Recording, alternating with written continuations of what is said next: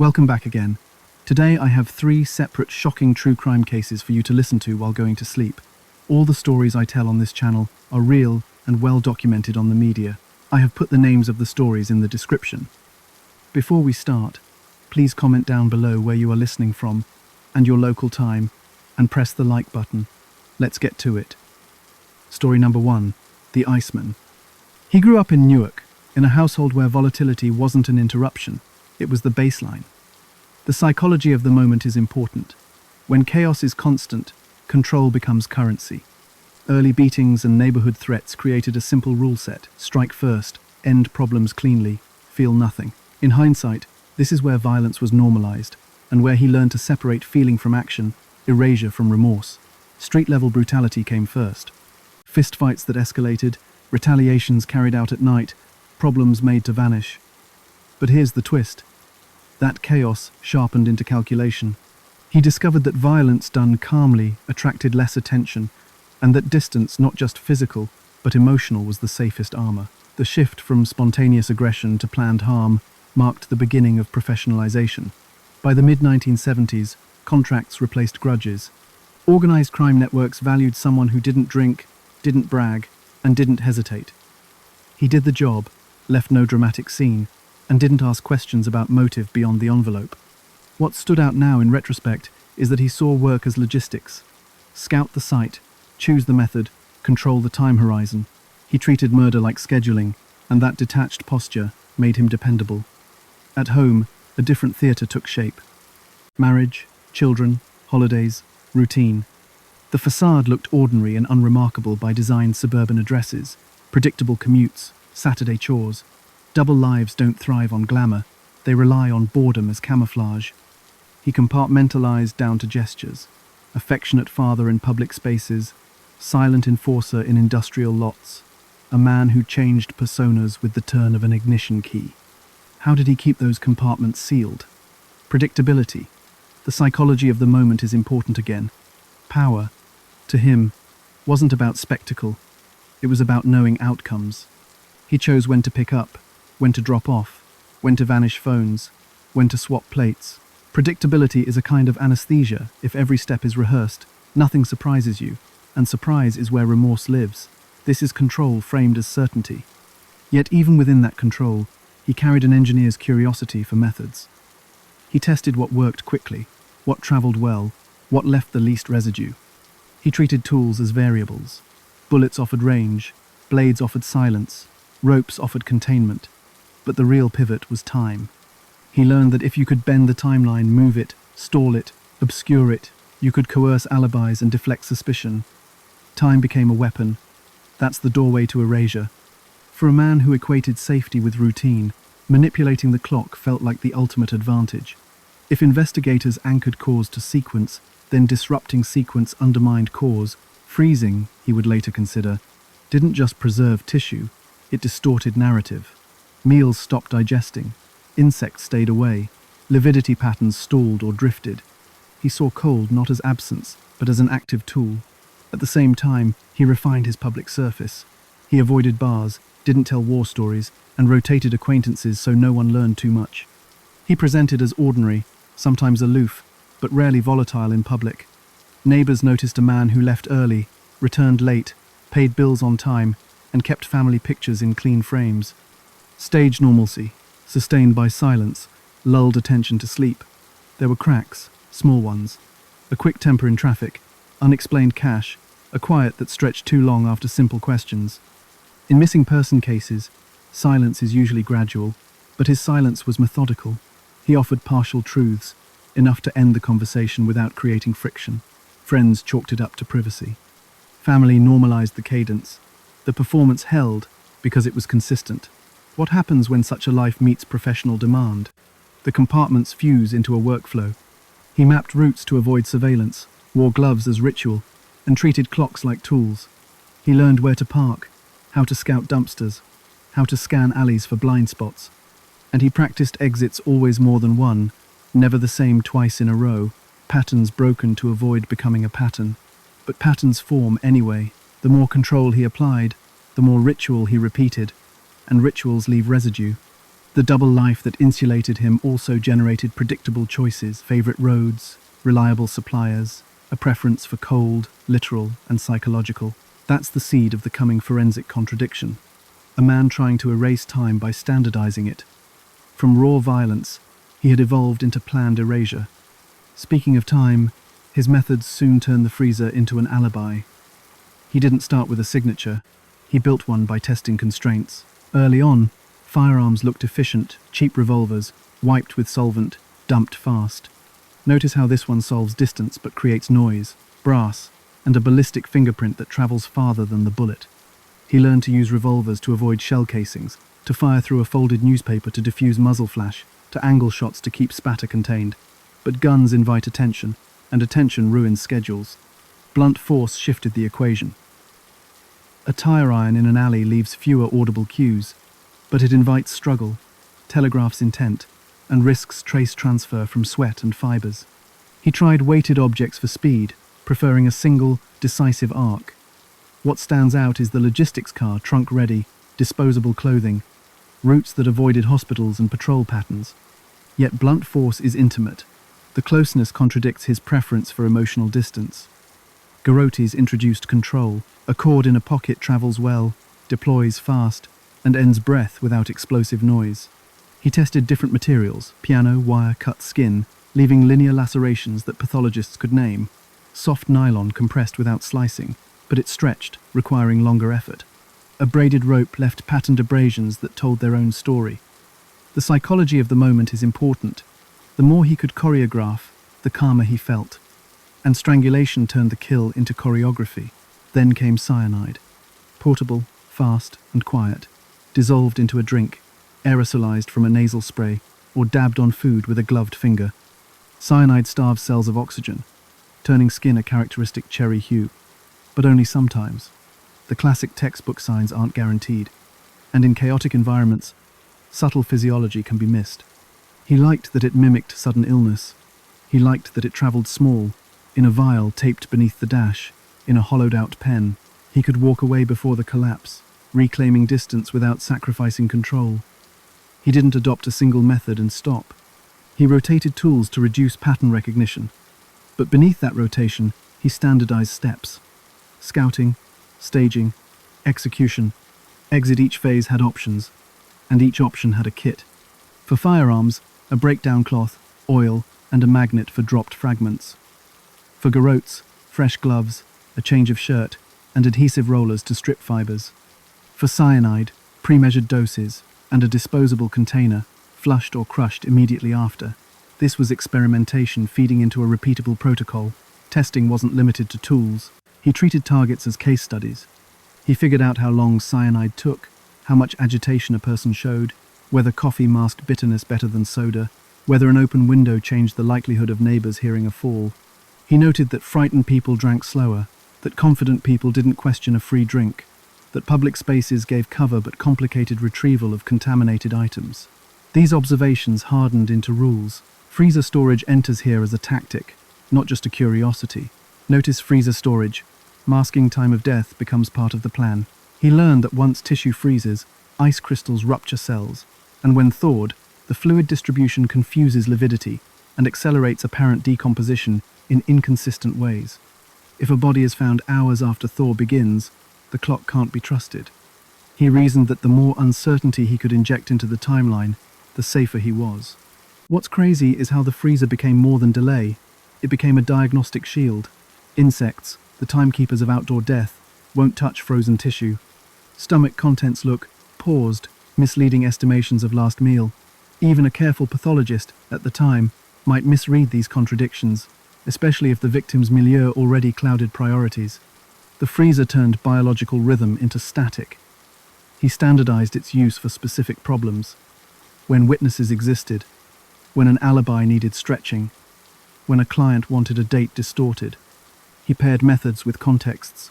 Cyanide for restaurants, cars, and lobbies, places with exits and plausible medical confusion. Garrotes for elevators, stairwells, and parked vehicles, tight spaces that neutralized resistance and muffled sound. Firearms for outdoor transactions, drop sites, or when the message mattered. Freezing for post-event manipulation.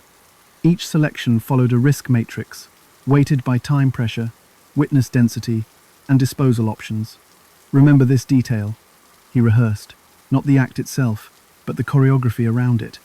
He timed how long a stairwell stayed empty, how long a cigarette burned down to give an alibi minute, how fast a freezer could drop small tissue packages to rock hard.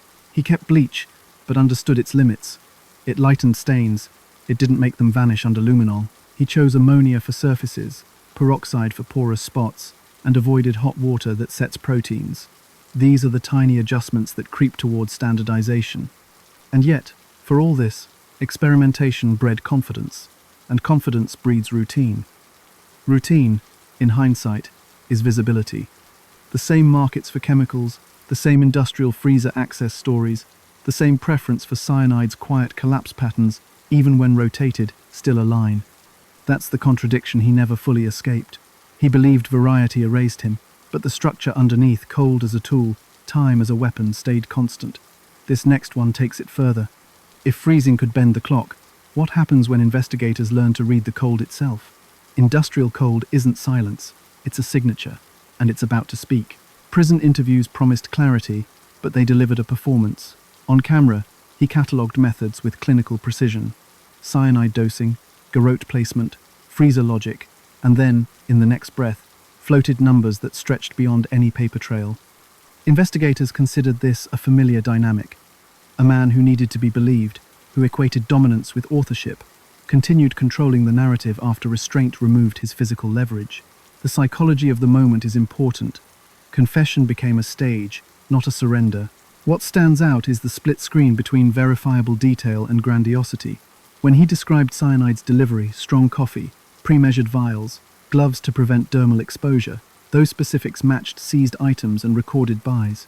When he talked about freezing's effect on lividity and insect silence, pathologists nodded. Those contradictions were in their reports.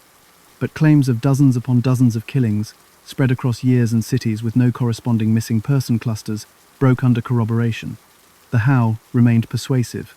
The who and how many dissolved. He offered micro-stories as proof, anchoring them in atmospheres he knew. Dim diners, car lots at dusk, warehouses with flickering fluorescence. These settings felt real because they were his working world, but the names were slippery, the dates elastic. Prosecutors learned to translate, accept mechanical truth, demand chronological proof. It is an investigative analogy. The engine runs, the odometer lies. The truth gap emerged around motive and magnitude. On tape, he framed killings as logistics, a service rendered without passion, reinforcing his identity as a professional. Yet, occasionally, he drifted into brutality that sounded personal, punitive, outside contract logic. Were those admissions of earlier, less controlled violence, or were they embellishments designed to harden his persona? Without independent anchors such as phone records, toll data, and receipts, the stories remained suspended, compelling but ungrounded. Victim identification challenges compounded the gap. His milieu included people already at risk of underreporting, criminals, undocumented workers, and drifters. Erasure by time and circumstance blurs edges. Families do not always file reports. Witnesses move or die. When he hinted at a body left in a wasteland lot, investigators pulled old files, but landscapes change, records degrade, and autopsy standards evolve. The longer a story waits for proof, the more the archive fights back. Journalists played a complicated role. Interviews reward fluency. A man who can narrate a chilling mystery calmly draws viewers. Some challengers pushed hard, confronting contradictions, and in those moments, he recalibrated, softening totals, reframing episodes as possibly true. Others let the legend expand, and with each retelling, details shifted slightly, aligning with prior broadcasts rather than original evidence. Media, without tight forensic scaffolding, risks becoming the echo chamber that inflates myth. And yet, for all this, there was a consistent spine. Cyanide as a preferred agent for quiet, controllable collapses, freezing as a timing device, a risk matrix pairing method to environment. These through lines, repeated across interrogations, matched the toolkits seized and the behaviors recorded by undercover teams. That is where prosecutors lived, in the overlap between speech and seized reality. The defense probed the same gap, arguing that if he lied about volume, he might lie about involvement. They leaned on the human tendency to grandstand under scrutiny, pointing to serial confabulators who took credit for unrelated crimes. But here is the twist. Where method details synchronized with forensic signatures, ice crystal fractures, digestion anomalies, lividity mismatches, his descriptions were not just stories, they were translations of biology into intent. The courtroom accepted the biology, clipped the mythology. Why lie at all? Domination dynamics do not end with arrest. Inside, reputation protects. Outside, myth monetizes. He gained status by being the man others feared and the man interviewers sought. Control shifted from geography to narrative, from alleys to airwaves. If certainty was his drug, then certainty about himself, crafted and reinforced, was the last supply he could move. For investigators, the lesson hardened. Treat confessions as exhibits, not verdicts. Extract the procedural core, discard unsupported totals, and weave only what the record will hold. Cross-reference travel windows with known disappearances. Look for procurement clusters around alleged dates. Test storage claims against utility usage, warehouse access logs, and the cold's peculiar signatures. Every line must find a partner in the file. In hindsight, what stands out is the balance. Without the interviews, the inner logic of his methods might have stayed partially obscured. Without skepticism, the legend would have swallowed the evidence. The truth sat between. A professional deceiver whose operational details rang true, and whose scale likely did not. A man who bent time with cold, but then inflated time with talk. Speaking of bending timelines, we are leaving industrial cold for the machinery of erasure, the storm, the bridge, and a rental woodchipper. Story number 2. A storm covered Connecticut in late November 1986. Heavy snow, muting roads, flights, and attention. Helle Crafts, a 39-year-old flight attendant and mother of 3, did not report for work. Colleagues noticed first. She had confided plans to file for divorce, to leave a marriage that had eroded through suspicion and evidence of affairs. At the time, that sounded like a private struggle.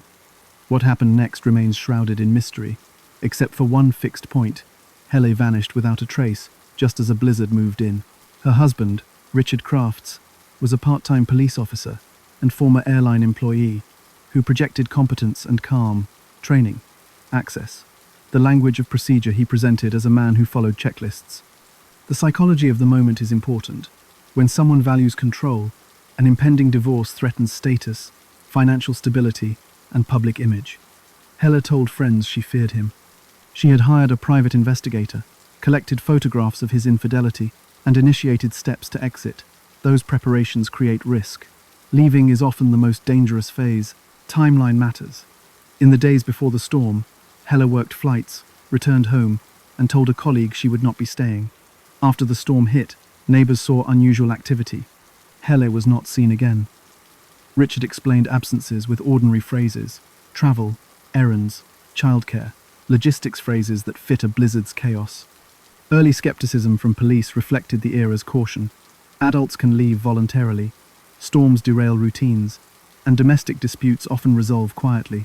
But the quiet here was too complete. In missing person cases, silence is usually gradual. This silence arrived fast, total, and curated. Investigators considered context clues. Helle's car remained. Her passport and belongings did not indicate a planned trip. She missed scheduled flights she valued. Friends pressed, and the private investigator surfaced her fears. What stands out now, in retrospect, is the stacking of small anomalies. A spouse describing calm when uncertainty should be visible. Explanations that rested on weather rather than verifiable movement, and a sudden emphasis on tidying and disposal during a storm that kept most people indoors. Then neighbor reports shifted the frame. A plow driver mentioned seeing a man operating a rental woodchipper near a river bridge in brutal weather. A blue tarp involved. Lights cutting through the snow. The choice of timing was calculated. Storm noise masks machinery, roads are empty, visibility is low. But here is the twist. Storms also freeze evidence in place. Ice preserves microtrace, and fresh snow records odd activity like a ledger. Richard's recent purchases created a ledger of their own. He had acquired a chainsaw. He had rented a woodchipper. He had gathered tarps and cleaning supplies. Receipts, serial numbers, and rental logs stitched together a pattern. The psychology of the moment is important again. Concealment through machinery promises control, an industrial solution to a personal crisis. But industrial tools create documentation, binding the user to objects and time. Early searches focused on routine places, home, car, shared spaces using luminol to chart blood patterns invisible to the eye. Even faint stains, washed and diluted, responded, mapping events that did not match Richard's bland timeline. Meanwhile, teams moved toward the riverbank, identified by the plow driver. Snowdrifts and river ice, instead of erasing, trapped fragments. Detectives sifted snow like sand, screened slush, and collected fibers that clung to ice the way burrs cling to fabric. What happened next reframed the case from absence to physicality. In the ice along the river, investigators recovered bone splinters, human hair, small tissue fragments, and a tooth crown. The scale was microscopic, but the implications were vast. Remember this detail. A bodiless case does not mean evidence-free. In hindsight, the storm preserved what water might have carried away, making the riverbank a freezer tray of trace. Richard maintained controlled composure, repeating travel stories, offering domestic explanations, and minimizing conflict. Investigators pushed on the mundane rental terms, mileage on the car, fuel purchases, trash pickup schedules. Mundanity is where deception frays. A woodchipper rented during a blizzard, a chainsaw with serials etched, and cleaning agents bought in clusters, each looked explainable alone. Together, they formed a motive-shaped outline. The escalation logic is clear. Staged disappearance requires removing a body, but removal generates fragments, and fragments can be named. Micro-trace, in this weather, becomes loud. That is the pivot to the next chapter, the machine itself, operating on a bridge under snow, and the forensic arithmetic that follows. The storm offered cover, but the machine did not keep secrets. Rental records showed a woodchipper checked out by Richard Crafts, the timing aligning with the blizzard's peak. He paired it with a chainsaw purchase, and here the receipts did what bodies often do. They narrated sequence. Serial numbers on the chainsaw linked to a unit later recovered with microscopic biological residue. He had chosen industrial machinery for erasure, but industrial systems are built on paperwork. A witness became the bridge between paperwork and place. A town highway worker ploughing before dawn reported a man feeding something from a blue tarp through a woodchipper on the banks near the Housatonic River.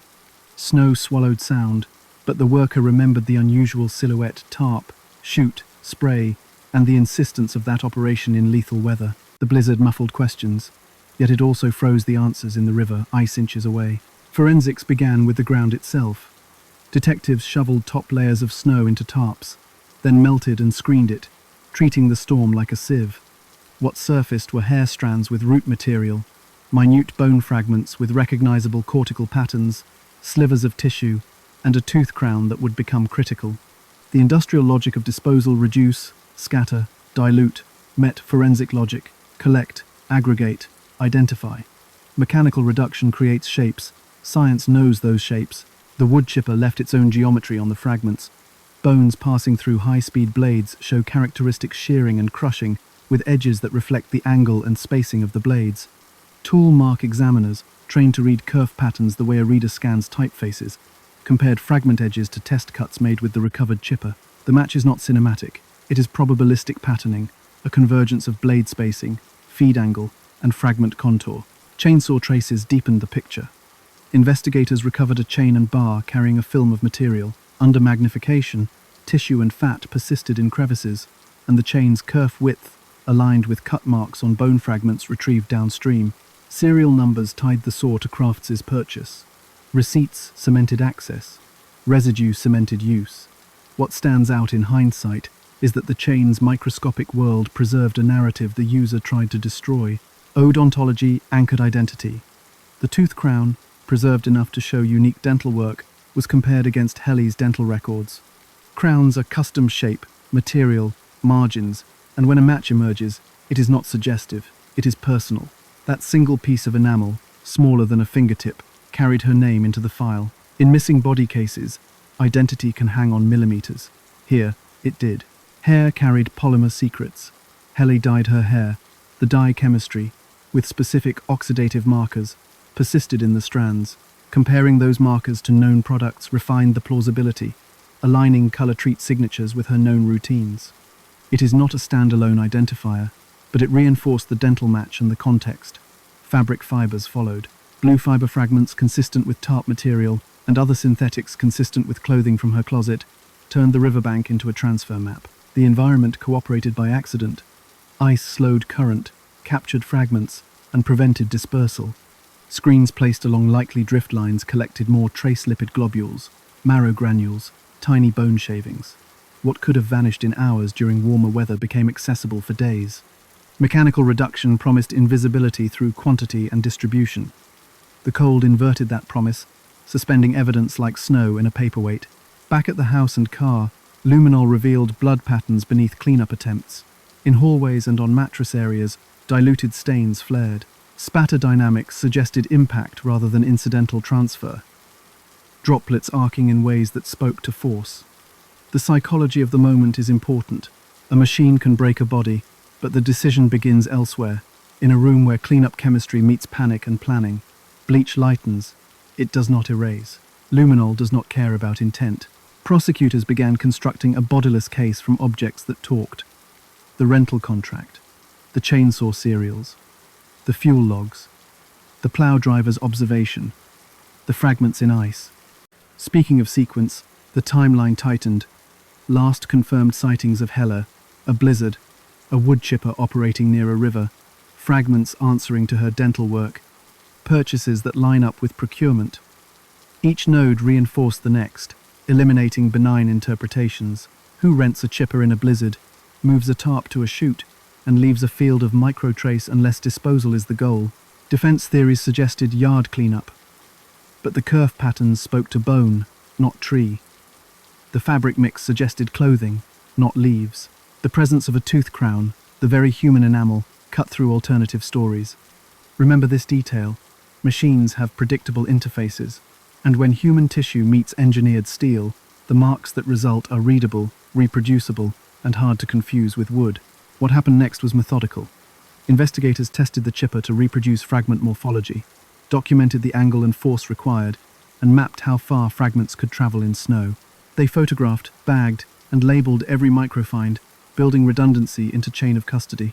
The machine, reduced to exhibits and measurements, became a reluctant witness. Its blades testified through marks, its chute through splash patterns, its rental history through ink and carbon copies. The lesson is simple and unsettling. Industrial machinery magnifies intent. It speeds erasure, but it multiplies evidence types, mechanical traces, procurement trails, residue ecosystems. The very efficiency offenders seek produces forensic abundance. And in this case, the storm that seemed to hide the act preserved the proof. To move a case from rumor to charge, identity must be anchored, even when a body is gone. In the Crafts investigation, identity became an assembly odontology, polymers, tool marks, and blood mapping, each discipline contributing a shard until the picture held. The psychology of the moment is important. Offenders bet on absence. Investigators counter by enlarging the definition of presence. Odontology carried the loudest voice. That single tooth crown recovered from river ice preserved morphology and dental work unique to Helle crafts. Dental records are blueprints, radiographs showing root shape, crown contours, margin placements, and restorative materials. Technicians compared cusp height, the angle of occlusal grooves, and the fit line where the crown met natural enamel. The match wasn't rhetorical, it was anatomical. Even without skeletal context, a crown becomes a name tag that resists weather and machines. Polymers spoke next. Hair strands collected from the melt screens showed dye chemistry consistent with oxidative color treatment. Analysts used thin layer chromatography to separate dye components, then compared the pattern to known consumer products aligned with her habits. Dye doesn't fix identity like DNA, but it narrows scenarios and corroborates. Fabric fibers layered on that corroboration. Blue polypropylene filaments matched tarp material similar to what Crafts rented. Other fibers resembled synthetics common in Helle's wardrobe. Fibers behave like social creatures. They cling, transfer, and accumulate, mapping contact through probability. Tool marks on bone fragments added mechanical biography. Under comparison microscopy, fragment edges showed parallel striations, compression microcracks, and kerf angles consistent with a specific blade spacing. Examiners ran test cuts through the recovered chipper using animal surrogates, then placed the test edges against recovered fragments. The congruence isn't a fingerprint, but it is a dialect, this machine family, this blade geometry, this feed behavior.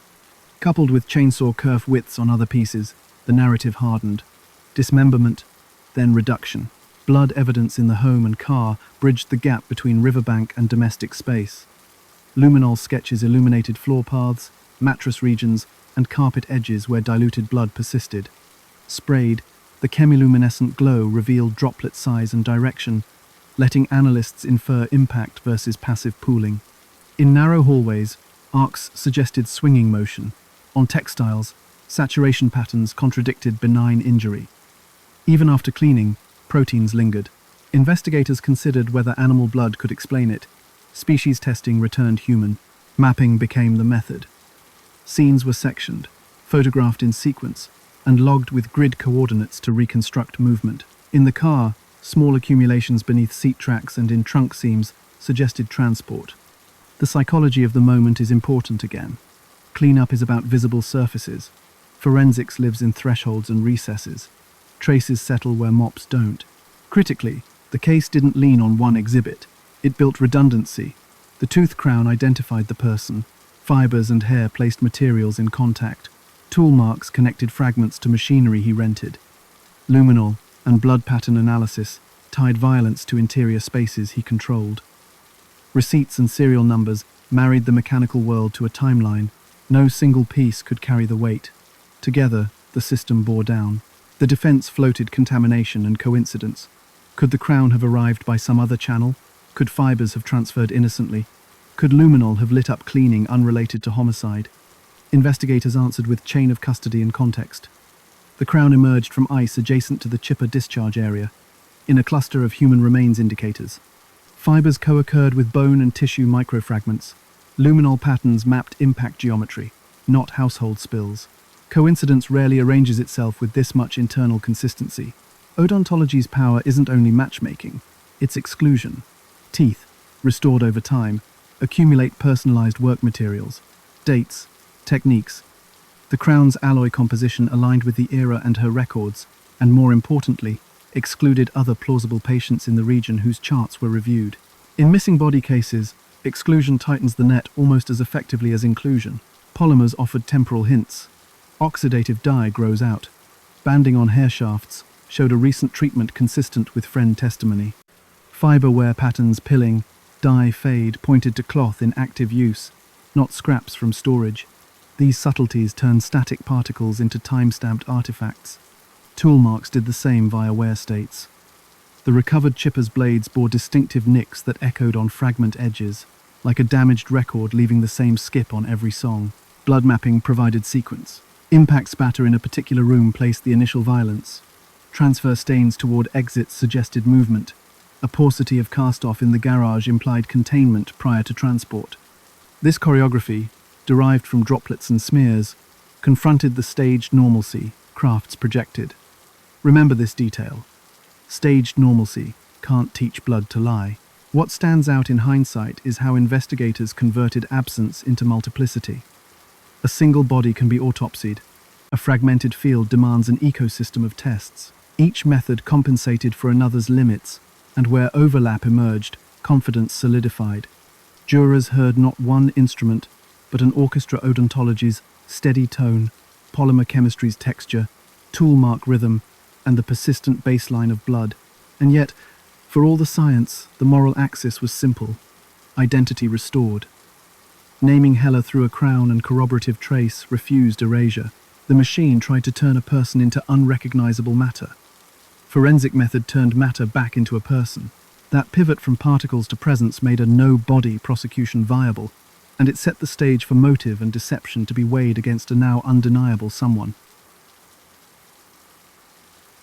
Story number 3. 1906, upstate New York. A factory heir with a borrowed surname and careful manners meets a young mill worker whose world is limited by wages, propriety, and the slow, grinding pace of rural industry. Chester Gillette drifted between privilege and performance, nephew to a prosperous manufacturer, groomed to sell an image of refinement without ever truly owning it. Grace Brown, earnest and devout, stitched garments by day and wrote letters at night, trying to map a future that included marriage, escape, and the child she carried. The psychology of the moment is important. Pregnancy, in that era, was not just a private fact, it was a public verdict. For Grace, it meant dependence without assurance. For Chester, it threatened mobility, reputation, and access to higher social circles. Investigators later framed this as a reputation calculus. A man who curated appearances, who courted wealthier acquaintances at summer hotels, who signed ledgers with tidy loops, faced a problem that could not be folded into charm. He needed a solution that looked accidental. Letters set the emotional temperature long before the lake cooled anything. Grace's writing walked a line between hope and desperation, with references to our plans, to the pretty home we spoke of, to the child they never named aloud in public. She asked for certainty, insisted on dates, pleaded for acknowledgement. His responses, when they came, were brief, evasive, and transactional. Meet me here, travel then, keep quiet. What stands out now in retrospect is the asymmetry. Her pages bloomed with feeling, his narrowed to logistics. By early summer, he began to float the idea of a trip. A romantic interlude, he suggested, somewhere scenic and quiet. The Adirondacks offered both beauty and anonymity, their lakes dotted with resorts where guests blended into porch rockers and dusky silhouettes. The pretext was plausible. Young couples took trains north for rest, for air, for the theatre of leisure.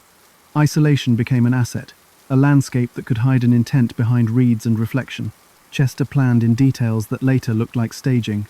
He purchased a suitcase sturdy enough to stand out in witness memory. He borrowed a camera to cloak purpose in tourism. He wore a stiff-brimmed straw hat that would become a floating clue. He chose Big Moose Lake, less crowded than the showier waters nearby, its inlets quieter, its boat rentals anonymous. It was pastoral, in the way a postcard freezes a moment without letting you hear what came before. At the time, hotel registers recorded their presence under assumed arrangements, names that skirted scandal, rooms that minimized scrutiny. Staff remembered a couple who didn't mingle. Grace looked pale, tired. Chester looked controlled, attentive to the optics of carrying luggage and paying bills on time. But here's the twist. He travelled with two narratives in mind, one for clerks and porters, and one he would attempt to launch from a rowboat. Isolation as weapon is not a metaphor here. Water accepts a body quietly, and without witnesses. Accident competes with intent. The psychology of the moment is important again. If he could place them alone on the lake, he could cast doubt on everything that happened next. A hat on the surface, a suitcase in the boat, a camera strapped around his neck. Each detail, later, could point to harmless tourism interrupted by mischance. The pastoral facade wasn't just scenery. It was a legal strategy. Grace agreed, because the promise of marriage still flickered, because the alternative shame, ostracism, and a return to the mill with a secret felt like erasure. She packed modest clothing, perhaps a keepsake. Her letters in those last days edged toward finality, almost prophetic in their worry. "I'm so afraid," she wrote in essence, "but I trust you." In missing person cases, silence is usually gradual. In tragedies wrapped in romance, silence often follows a single, decisive hour. Witness timelines surrounding their travel leave a faint, yet consistent trail. Train clerks who recalled their tickets, hotel staff who remembered their room, a boatman who rented them a skiff. The pastoral world noticed without prying. That's why it works, until it doesn't. What stands out now, in hindsight, is how every object he chose for camouflage would later be held up as a signpost. A suitcase that wasn't meant for fishing, a hat that doesn't sink, a camera that, if found dry, says more than pictures ever could. We leave them at the water's edge, because the boat carries the next chapter. The rowlocks creak, the shoreline recedes, and the performance tightens. If erasure through nature is the plan, the rowboat is the stage where intent meets physics. The rowboat was a plan in wood and water. He rented it under a calm pretext, paid in cash, and carried aboard pieces that would later read like props. The hat, with its stiff brim, the suitcase with weight, the camera for a tourist's alibi. Notice how this one balances optics and physics. A floating hat invites discovery. A heavy suitcase invites speculation about ballast. A camera suggests sightseeing, not conflict. If erasure through nature was the strategy, each object was meant to argue accident. Out on Big Moose Lake, wind conditions were gentle, the surface variable with small chop enough to complicate balance if someone stood, not enough to overturn a seated couple without cause. Witnesses on shore saw a skiff moving toward a quieter inlet. Nothing unusual, just silhouettes. And then there was the silence that follows distance. What happened next remains shrouded in mystery. but the artifacts that surfaced began to contradict an innocent drift into danger. Autopsy findings brought the lake onto the table. Grace Brown's body, recovered later, showed water in the lungs, suggesting drowning. But here's the twist. Bruising patterns appeared on her head and face, contusions inconsistent with a simple fall. Pathologists debated the force and timing pre-immersion injury versus post-mortem artifact, but the distribution, especially periorbital bruising and scalp contusions, hinted at blunt contact before water closed over her. Drowning debates often pivot on sequence. Here, bruises leaned toward prelude. The suitcase became more than luggage. Reports indicated it was in the boat at the start and absent later. A heavy case in a small craft changes center of gravity. If someone stands and swings, the case's mass can steady the striker while unbalancing the target. The psychology of the moment is important. If he intended to claim accidental capsizing, he needed flotsam the public could see, and ballast the victim could not resist. The suitcase served both, invisibly. The hat was theatre, but also a timeline marker. Found floating, intact, it suggested sudden separation from its wearer. Hats come off in falls, yes, but they also come off in staged scenes designed to be discovered. Witnesses who scanned the surface saw the hat first, then nothing else, reinforcing accident in the earliest hours. In hindsight, that quick, solitary clue looks curated, the way a dropped wallet can steer a narrative before facts are gathered. The camera, if still dry when recovered on shore or in his possession afterward, carried its own contradiction. A man who fell unexpectedly into cold water doesn't preserve dry gear. Accounts from the era noted his composed return, his clothes not soaked through, his story steady. A pleasant outing, a sudden shift. And she slipped. The psychology of the moment is important again. Calm is persuasive. But in grief, it can read as rehearsal. Witness accounts, while fragmented, converged around timing. Hotel staff noted their departure, the boatman his rental and expected return. Lakeside visitors a skiff that didn't seem in distress.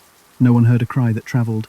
That absence can be explained by distance and wind, or by speed, an event that ended before breath could become sound. What stands out in hindsight is that no independent eye saw the purported capsize, only its aftermath artifacts. Back at the autopsy table, examiners weighed drowning signs against trauma. Lungs with frothy fluid, diatoms potentially present, and stomach contents aligned with recent meals, but bruises shaped a different story. Pre-immersion injuries often show reactive hemorrhage, post-mortem impacts do not. The pattern across her scalp and face suggested contact with a blunt object, an oar perhaps, or the boat's interior edge. If the rowboat was a stage, the strike was the cue, and the lake the curtain. Clothing descriptions added texture. Grace wore garments suitable for modest travel, not swimming. Layering complicates buoyancy and movement. A fall can become fatal quickly when fabric saturates and drags. He wore clothing easier to shed or manage, adding to the asymmetry.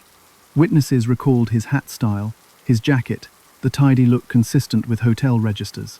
The stagecraft extended from lobby to lake, a continuity of appearance meant to resist suspicion. The psychology behind natural erasure is simple. Water disperses, obscures timelines, softens edges. A lake, unlike a street, doesn't invite bystanders to fix narrative with phone calls and photographs. But water also records in its own way sediment, diatom profiles, the condition of recovered items, the placement of a boat found adrift.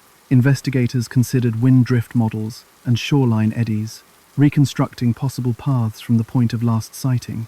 The map narrowed, and with it, the room for accident. Chester's statements followed a practiced curve. He emphasized surprise, minimized conflict, and placed himself as the man who tried but failed to save. He did not display the hypothermia you'd expect after a prolonged struggle in cold water. He did not arrive drenched to the bone, shivering and disorganized. Calm, dry, composed traits that suit hotel clerks, not sudden tragedy. The contrast unsettled deputies who took initial notes. Remember this detail: staging thrives on plausible props. A hat floats. A suitcase sinks. A camera suggests innocence. But staging fails when physiology disagrees. Bruises that speak before lungs fill. Clothing that resists accident. A demeanor at odds with shock. The rowboat plan relied on a quiet lake and the era's limited forensics. Yet even then, contradictions rose with the body. Letters will soon give motive its language, but on the water, physics and bruising already whispered intent. Grace's letters, preserved in careful loops and ink that bled slightly on cheap paper, became the closest thing this case had to a psychological autopsy. She wrote about small futures, a rented room with curtains, his hand in hers, a cradle that needed no name because it was inevitable. The psychology of the moment is important. She wasn't bargaining with a stranger. She was appealing to a man who had promised intimacy and safety, and who now rationed words like currency. Across dozens of pages, a pattern emerged.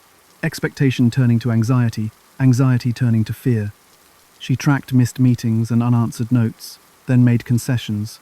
She would travel discreetly, endure gossip, delay telling her family. Notice how this one reveals asymmetry. Her prose was granular and vulnerable.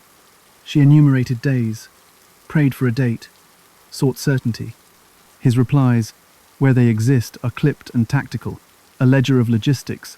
Come here, bring this, say nothing. The contrast reads like a power diagram. What stands out now, in retrospect, is that language itself provided trajectory. Verbs shift in her letters from "we will" to "will you," then to "please." Modality tightens. Hedges creep in. She wonders aloud if he'll stand beside her before it is too late. When jurors later heard these lines, they heard imminence. The letters were not romantic ephemera. They were time-stamped pleas that narrowed his plausible choices as her pregnancy advanced. Chester's responses, preserved in fewer pages and second-hand recollections, preserve a different motive shape. Status preservation. He suggested trips that reduced visibility, pressed for secrecy that served him, and avoided declarative commitments. Investigators considered whether his economy of words reflected personality or intent. In the courtroom, economy looked like evasion, where her letters proposed life-building, his proposed logistics without foundation. The psychology of the moment is important again. Ambiguity benefits the party trying to keep options open. The court used the letters as motive and map. They established a chain of dependence, documented promises, and fixed a clock that ticked louder with each month. Prosecutors didn't need him to confess intent if the correspondence showed a tightening vice, reputation, inheritance prospects, and social access eroding as the child's arrival drew close. A sudden invitation to an isolated lake, after weeks of delay, then read not as romance but as resolution. Defense counsel argued that letters record feeling, not fact, that they dramatize ordinary quarrels. But here's the twist. The letters didn't stand alone. They synchronized with travel bookings, hotel registers, and the boat rental. They forecast a conversation he repeatedly avoided in public, then anchored the moment he proposed privacy. Rhetorically, they bridged motive to opportunity, turning a rowboat into an answered question. Pattern-wise, language betrayed intent through what wasn't said. He never wrote, "We will marry on this date." He never acknowledged the child in definitive terms. Instead, he offered soothing phrases that functioned as delay. Linguists sometimes call this negative evidence, the absence of commitments where any benign suitor would supply them. Jurors, without jargon, heard it plainly. He intended to keep her quiet, not to keep her. Micro-stories inside the letters carried probative weight. She referenced a dress she couldn't wear much longer without explanation, a neighbor who started to notice, a fear of meeting his relatives and being turned away. These details anchored her reality in the social world of 1906. Church pews, mill shifts, boarding houses.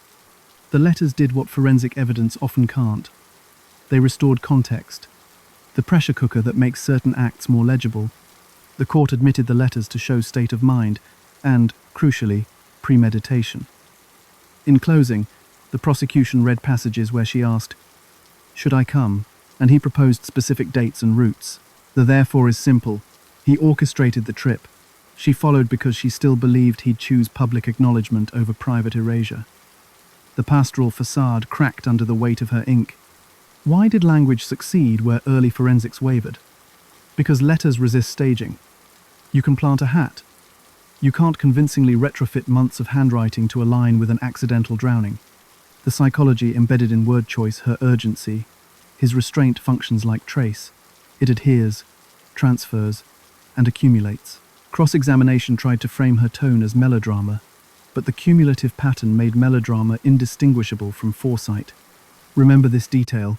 When intent hides behind politeness, punctuation leaks pressure. Her dashes lengthen, her sentences crowd, his shrink. That's not flourish, it's behavior. In hindsight, the letters formed the narrative spine that the lake could not provide. They turned a quiet shoreline into a corridor of decisions, and they made the courtroom hear what the water could not say. 3 courtrooms, 3 eras, one problem presented 3 ways. How do you weigh a disappearing act when the tools of erasure leave their own residue? What stands out now in retrospect is that each case forced jurors to choose between a narrative and a signature.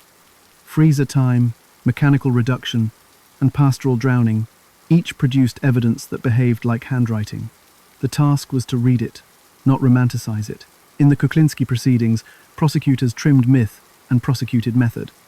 They leaned on corroborated homicides, the cyanide procurement on tape, and the freezer touched contradictions. Pathologists documented ice crystal microfractures, lividity mismatches, and digestion anomalies, rather than the inflated body counts he offered on camera. Plea dynamics reflected corroboration thresholds, where surveillance, seized chemicals, and autopsy signatures aligned. Charges stuck. Where only stories lived, they did not. The psychology of the moment is important. The state framed him as a planner who bent time with cold, then narrated control to maintain it. The defense attacked credibility by pointing to the truth gap. If he exaggerated totals, why trust any confession? But here's the twist. The prosecution didn't ask jurors to trust his self-reported scale. They asked them to trust physics and chemistry, anchored to recordings. Cyanide dosing protocols matched vials and notes. The freezer's brand wrote itself on tissue. Undercover tapes captured intent in his own cadence, not prompted declarations, but procedural pride. In closing, the government argued that method is motive's footprint. The jury agreed where science and tape converged. Crafts's courtroom was different. No intact body, but a chorus of fragments turned into a person. Connecticut had not secured a no-body conviction before. This would set a standard. Prosecutors built the case like an engineer. Rental contracts, serial-numbered chainsaw, luminol mapped blood, tool marks on bone fragments, hair with oxidative dye consistent with Helle's routine, and the tooth crown matching her dental records. Each exhibit answered a different defense theory. Yard work, curve patterns say bone, not wood. Innocent transfers, fibers co-occurred with human tissue in river ice adjacent to the chipper's spray. Juror persuasion hinged on redundancy. Odontology provided identity. Tool marks connected identity to machinery he rented during a blizzard. Luminol sketches tied violence to domestic space. The plow driver's testimony fixed time and place when the storm offered cover. The psychology of the moment is important. The more he leaned on calm explanations, the more the paper trail and microtrace spoke in unison. The verdict, guilty, did more than resolve a case. It announced that erasure by machine would not defeat a careful, multi-pronged forensic approach. The Gillette trial arrived as moral theatre. Edwardian anxieties about class and purity crowded the room, but the state tried to ground its argument in sequence and letters. Without modern forensics, prosecutors used bruising patterns that suggested pre-immersion trauma, travel registers, boat rental logs, and the correspondence that mapped motive. Grace's letters established a tightening schedule and a plea for recognition. His evasive replies and sudden invitation to an isolated lake formed premeditation by implication.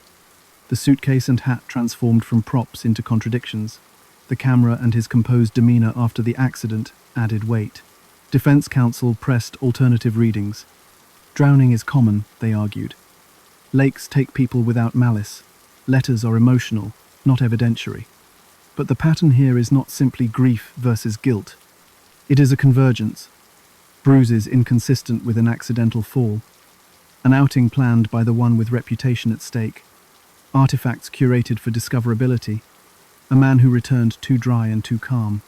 In an era that prized propriety, the state walked a line, using moral context to explain motive, while insisting the proof lived in physics and prose. The jury found him guilty. The appellate record preserved how language and timing substituted for tests that did not yet exist. Across all three, jury persuasion followed a shared logic. Tangible traces trumped expansive narratives. Where the Iceman sought to author his legend, the court narrowed him to cyanide vials, freezer signatures, and tapes. Where Crafts sought to erase a body, the court rebuilt a person from enamel, polymers, and tool marks. Where Gillette sought to let nature speak for him, the court let bruises and letters speak against him. Concealment wrote the script. Prosecutors taught jurors how to read it. And yet, For all their differences, the trials also revealed the same miscalculation. Each offender overestimated how convincingly a staged normalcy could survive scrutiny. Each underestimated how routine creates receipts, how cold brands tissue, how love letters become evidence when promises curdle. The psychology of control, choose when, where, how, met the procedural patience of the state, collect, compare, corroborate. In the end, the verdict said the quiet part aloud, erasure fails because it is itself a pattern. Cold storage, mechanical reduction, and natural staging look different on the surface, yet they share a truth. Each method leaves repeatable, readable marks. The pattern here is that concealment imprints its own evidence, and investigators, over decades, learn to treat those imprints like handwriting. What happens when you let the biology, the steel, and the water speak first, and the suspect's narrative second? With industrial cold, the signatures accumulate in quiet contradictions. Ice crystal microfractures soften tissue architecture, stomach contents freeze mid-process, lividity starts, stalls, then restarts in mismatched maps, and insect colonization goes silent out of season. Together, those cues say the same word: storage. They don't reveal address or intent, but they fix a fact the story can't escape. When a planner thinks time is neutralized, time replies with physics. Mechanical reduction, by contrast, is loud when viewed under a lens. Curve patterns, striation spacing, compression microcracks, and fragment geometry map directly back to blade type and feed behavior. A woodchipper's blade stack speaks in intervals. A chainsaw's kerf width and tooth profile stamp repeating ridges into bone. Even residues, lubricants, fuel blends, paint flecks become trace dialects that place fragments next to machines. Procurement writes the preface, tool marks write the prose. Natural staging around water reads as a contest between accident and sequence. Drowning leaves water in the lungs, foam at airways, and sometimes diatoms in tissues that match the source. Pre-immersion trauma, however, writes a different line. Reactive hemorrhage beneath contusions, patterned bruises that align with an oar's edge or a gunwale, clothing saturation, drift models, and recovery positions refine a window that resists last-minute theatre. Nature can be a curtain, but curtains still show silhouettes. The pattern here is concealment imprints its own evidence. In cold cases, literally cold, you see freezer burns, dehydrated surfaces, wire rack impressions, and odd mixtures of advanced decomposition in localized zones after thaw. In machine cases, you see the arithmetic of reduction, how many passes, what feed angles, whether dismemberment preceded chipping. In late cases, you see timing conflicts, injuries that demanded circulation before immersion, demeanor inconsistent with immediate hypothermia, props curated to float for the finder. Why do offenders misread these signatures? They mistake absence for invisibility. They assume that if a body is delayed, fragmented, or submerged, the narrative erases with it. But here's the twist. Biology and engineering are consistent across victims. The body and the machine behave the same way every time. That consistency lets examiners build libraries of ice artifacts, of kerf exemplars, of drowning patterns, against which any new scene can be compared. The offender customizes a story. The evidence standardizes it. Notice how this one detail matters in court. Signatures aren't eyewitnesses, but they are pattern witnesses. Jurors understand repetition. Show a fragment edge next to a test cut. Show a lividity map that contradicts a found position. Show clothing whose buoyancy fights an accidental swim. When evidence repeats across unrelated cases, deception looks less like ingenuity and more like a ritual others have tried and failed. Tool marks carry a hidden advantage. They age. A nicked blade reproduces its damage on every contact, day after day, like a broken type bar misprinting the same letter in a ransom note. Cold leaves, secondary context, food residues, industrial dust, spice granules, embedded in frost, water staging leaves, shoreline logic, eddies, prevailing breezes, and boat drift that refuses improvised timelines. These are not just tells, they're clocks and maps. The psychology of the moment is important. Offenders impose control through process, freeze to delay, chip to disperse, row to isolate. Investigators reclaim control through comparison. This freezer artifact, this striation spacing, this bruise pattern, process meets process. That's why a single tooth crown can anchor identity amid thousands of chipped fragments, why a single vial and a freezer signature can can frame intent without a confession. Why a single letter can translate motive when trauma says sequence. But wait until you see how signatures converge across different methods. Cold plus narrative inflation becomes credibility analysis. Mechanics confirmed, numbers collapsed. Machine plus storm becomes a fragment harvest, ice converting dispersion into preservation. Lake plus letters becomes motive geometry, language tracing the path the rowboat took. Different tools, same outcome. The attempt to erase writes a louder record. Investigators considered the risk of overreading patterns, and they built safeguards. Blind comparisons, proficiency tests, multiple disciplines touching the same exhibit. When odontology names, tool marks situate. When luminol maps, bloodstain pattern analysis sequences. When entomology stalls, chemistry fills in. The signatures become a chorus rather than a solo, reducing the chance that a single flawed note decides a life. In hindsight, what stands out is practical. The best concealment methods are industrial, but industry is built on standardization. Standardization breeds recognizable outcomes. Freezers hum at set temperatures, blades spin at known configurations, lakes drift with charted winds. Offenders think they're choosing chaos, they're choosing catalogued systems. That's the bridge into miscalculation. Each offender misread science by assuming the audience couldn't hear the song under the noise. But science lives in the background, patient. It listens, records, and, when asked, testifies.